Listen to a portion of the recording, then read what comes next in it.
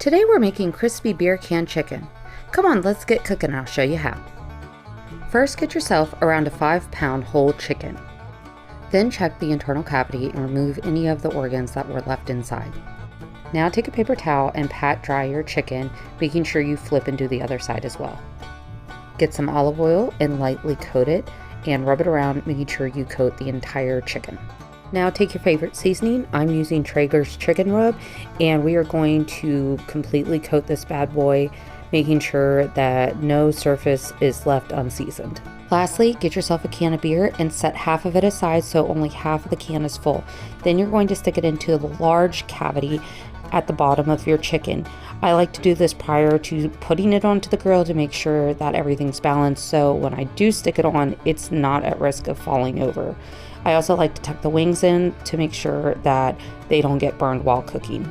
And if you want, give it one last good coating of your seasoning, making sure that all the areas are good and coated. Now go ahead and set your smoker to about 400 degrees.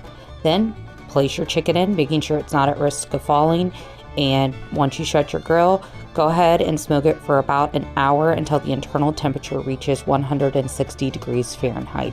Then take it off, watch out, she's juicy, and set it aside and wait for about 15 minutes before you cut into it.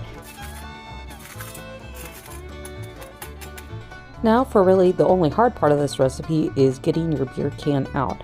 I like to use the 2-prong system where I kind of tilt it, insert my 1 prong on the bottom with the can and twist and pull, trying to keep it angled so any remaining beer in the can does not fall out. Like I said, it's not exactly the easiest thing to do, but it is what it is. Now it's time to carve and serve our chicken. I really like this recipe because I hate when chicken is really dry, and this chicken definitely is not dry. I mean, look at all that moisture.